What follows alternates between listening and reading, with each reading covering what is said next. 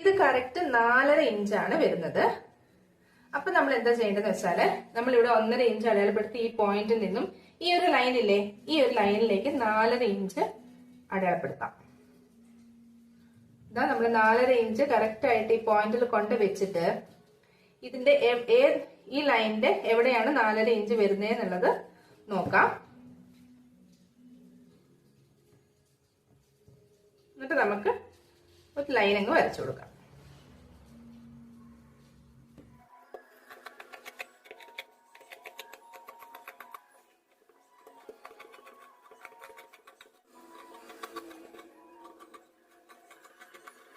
നമ്മുടെ sleeve cut ചെയ്തെടുത്തിട്ടുണ്ട്. നമുക്ക് ഇതൊന്ന് വെച്ച് നോക്കാം ഈ ലെങ്ത് കറക്റ്റ് ആണോ എന്നുള്ളത്. 1/2 ഇഞ്ച് വിട്ടിട്ട് ഇതിന്റെ മുകളിൽ ഇത് കറക്റ്റ് ആയിട്ട് എടുത്ത് വെച്ചിട്ട് ഇവിടെ ഒരു പോയിന്റ് അങ്ങ് മാർക്ക് ചെയ്ത് കൊടുക്കണം. ഇതാണ് പോയിന്റ്. ഇത് നമുക്കെടുത്ത് മാറ്റി വെക്കാം. ഇനി നമുക്ക് ബോഡി പാർട്ട് കട്ട് ചെയ്തെടുക്കാം.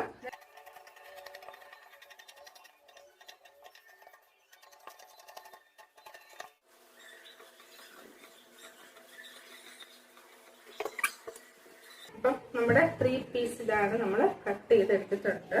1/4 ഇഞ്ചിന്റെ മുകളിൽ കയറ്റി വെക്കുക.